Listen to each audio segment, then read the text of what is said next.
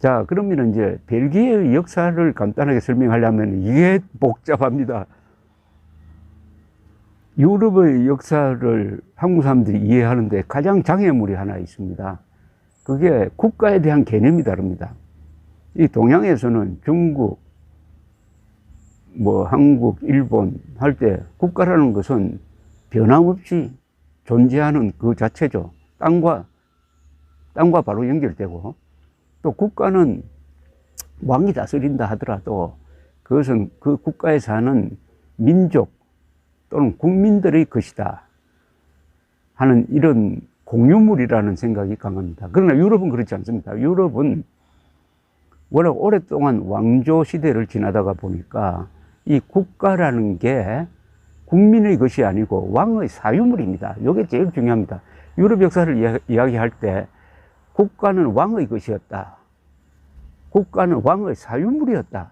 이렇게 이해를 해야 그 복잡한 역사를 읽을 수가 있습니다.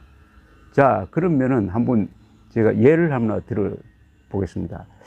이 합스부르크 왕조라면은 지금 비엔나를 중심으로 한 오스트리아를 연상할 겁니다. 일단 이 합스부르크 왕조는 유럽의 아주 명문이죠. 한 800년 동안 유럽에서 중심이었고, 그 합스부르크 왕조가 망해버리는 게 바로 1차 세계대전에 패전함으로써입니다. 그러니까 1918년까지 존속되었으니까 그 합스부르크 왕조의 여러 유명한 황제가 있었는데 그 중에 한 사람이 막시밀리안 1세입니다. 자, 유럽에서 이제 킹, 엠퍼러, 포프 이렇게 갑니다. 그 다음에 그 듀크, 그 계급이 있어요. 가장 높은 사람이 엠퍼러입니다. 엠퍼러, 황제죠. 유럽에서 황제는 신성 로마 제국, 홀리 로만 엠파이어. 신성 로마 제국이라고 하면은 독일과 이탈리아에 걸쳐서 있었던 여러 작은 나라가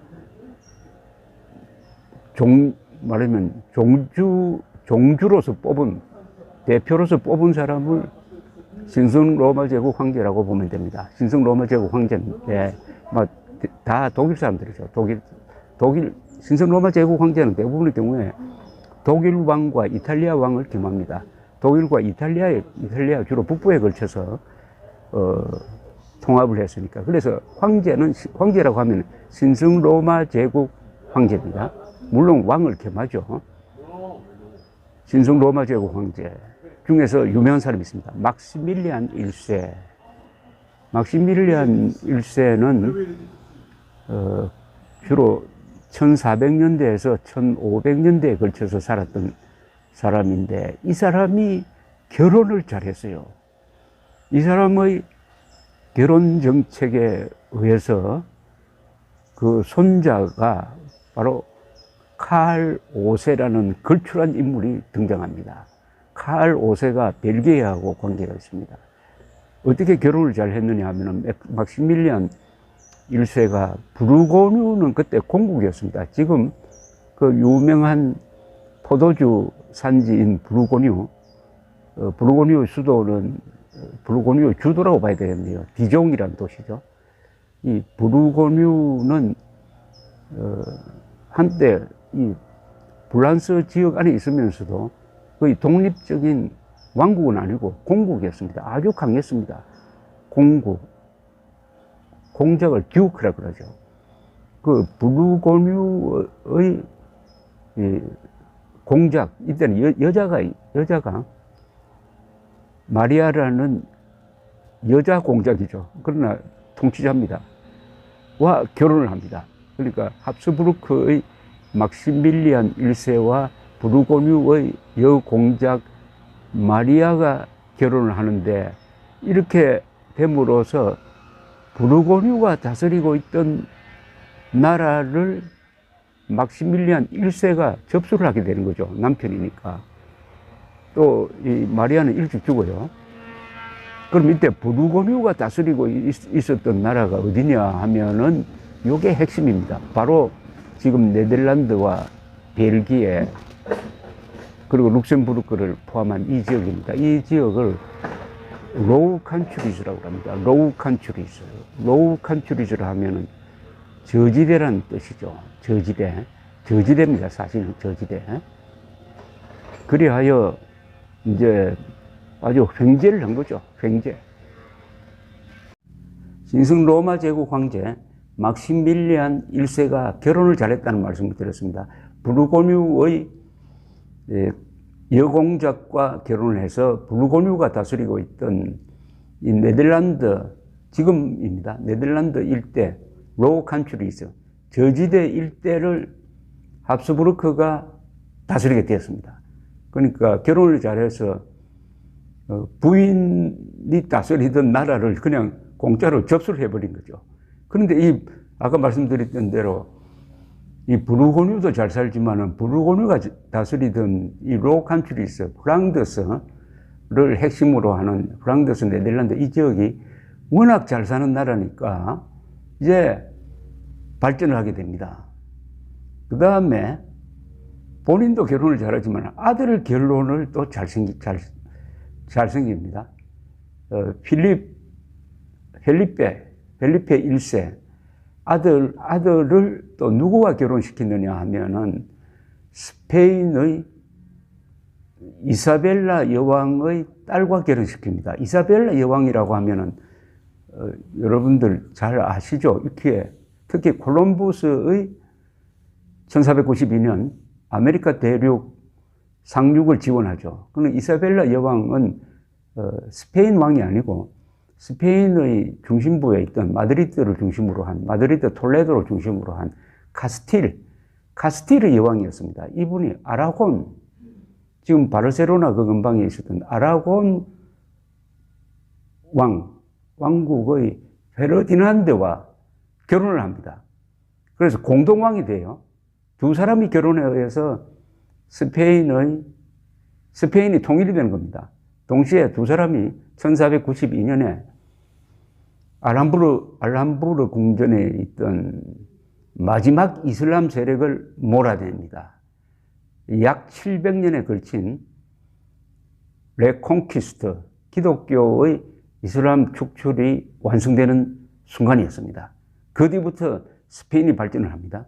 바로 이 이사벨라의 딸과 후아나라는 딸과 펠리페가 막시밀리안 1세의 아들이 결혼을 한다 이겁니다. 자, 이 결혼을 하면서 어떻게 되느냐? 이 펠리페 1세가 이 부인인 후아나를 대신해가지고 스페인을 다스리게 됩니다. 스페인을 접수를 한 겁니다. 스페인을. 대단하지 않습니까? 스페인을 먹게 돼요. 그러니까 막시밀리안 1세는 본인의 결혼에 의해서 부르고뉴뿐만 아니라 부르고뉴가 다스리던 네덜란드 프랑다스 지방을 먹고 그 다음에 아들의 결혼에 의해서 며느리가 다스리게 되어 있던 이 스페인을 또 접수를 하게 됐습니다. 프랑스를 제외한 거의 대부분이 이제 막시밀리안 1세 수중으로 들어가는 순간이었습니다. 자, 그런데 이 펠리페 1세와 스페인의 후아나 사이에 난 아들이 바로 칼 5세, 나중에 칼 5세가 되는 신성 로마 제국의 황제가 되는 칼 5세입니다. 이 칼 5세는 자동적으로 순차적으로 스페인 왕을 또 겸하게 됩니다.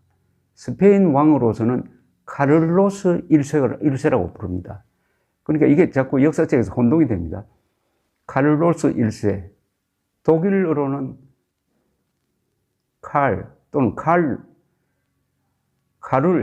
이렇게 해요. 카를 또는 카를 5세가 되는 거죠. 카를 5세와 카를로스 1세는 같은 사람입니다. 또 영어로는 뭐라고 하느냐면 찰스라고 합니다. 찰스. 영어로는 찰스 더 그레이트, 찰스 대왕, 찰스 대제쯤 되겠군요. 피터 대제처럼 찰스 대제, 대왕이 아니라 대제가 되겠네. 제는 보통 이 황제에게 붙이는 이름이니까. 자, 이렇게 해가지고 이 드디어 결혼의 성공이 꽃피어가지고 칼 5세로 다 집중이 돼버립니다. 자, 그러면 칼 5세가 다스렸던 그 할아버지, 아버지의 결혼에 의해서 슬그머니 전쟁도 안 하고 인수받은 그 영토가 얼마나 많은지 한번 꼽아 보겠습니다. 합스부르크 왕조니까 오스트리아는 물론이죠. 그리고 오스트리아 말고도 합스부르크가 지배하던 뭐 북이탈리아, 밀라노라든지 이런 데 또 많이 있습니다. 핵심이죠, 이게. 또 독일의 제후국 중에서 복종하는 나라가 많으니까 독일의 대부분입니다. 그 다음에 지금 프랑다스, 지금 현재 네덜란드, 벨기에, 룩셈부르크 지역. 자, 여기까지 포함되었습니다. 자, 그 다음에 스페인입니다. 또, 당시 스페인은 그 뒤에 포르투갈까지 이제 지배를 하게 되는데, 이 스페인이 아메리카 대륙 경영을 하지 않습니까? 지금의 남미, 중미, 멕시코에 있던 아즈텍, 페루에 있던 잉카를 그 모험가들이 하나씩 접수를 합니다. 자연스럽게 남미의 말하자면 종주국이 되는 거죠. 그 다음에 그 아들 때에는 이 칼 5세의 아들이 펠리페 2세인데, 펠리페 2세는 이제 스페인 왕만, 스페인 왕 역할만 하고, 오스트리아 이쪽은 칼 5세의 동생에게 넘어갑니다만은, 이 아들이 펠리페 2세 시절에는 마젤란의 세계 일주에 의해서 식민지가 확대가 돼가지고 필리핀까지 지배하게 되는 거죠. 자, 이렇게, 또 하나가 있습니다. 이 이탈리아 남쪽에 나폴리 밑으로 시실리에 그게 왕국이 하나 있었습니다. 시실리 왕국이라고 그럽니다. 시실리 왕국을 또 그때 누가 지배하고 있었느냐 하면은 아라곤이 해군이 강했습니다. 지금 바르셀로나 근방에 있었던 나라가 아라곤인데, 아라곤이 지배를 하게 되었는데, 이 아라곤의 왕인 페르디난드와 카스틸의 여왕인 이사벨이 결혼하면서 합쳐졌거든요. 따라서 스페인 왕이 된다는 것은 이 아라곤이 지배하던 이탈리아 남부까지 지배하게 되는 거죠. 자, 그러면은 칼 5세가 지배하던 영역이 지금의 독일, 오스트리아, 네덜란드, 벨기에 등 이 프란다스 지방, 부르고뉴, 스페인, 나중에 아들 때 와서는 포르투갈, 그리고 이탈리아의 밀라노, 그리고 남쪽의 시실리, 나폴리 등등, 그 다음에 남미로 가서 지금 멕시코, 페루 같은 이런 중미, 남미, 그리고 필리핀. 어떻습니까? 그래서 유명한 말이 하나 나왔습니다. 해가 지지 않는 제국. 해가 지지 않는 제국이란 말이 바로 칼 5세 시절에 붙여진 이름입니다. 그런데 해가 지지 않는 제국이라 하면 많은 사람들이 영국 아니냐, 18세기, 19세기 영국 아니냐고 하는데 그게 아닙니다. 처음 나온 말이 칼 5세, 그 아들 펠리페 2세로 연결되는 합스부르크 왕조의 대제국, 몇 개 대륙에 걸친 대제국을 이야기하는 겁니다. 해가 지지 않는 엠파이어를 만든 합스부르크 왕조의 칼 5세가 어디서 태어났느냐?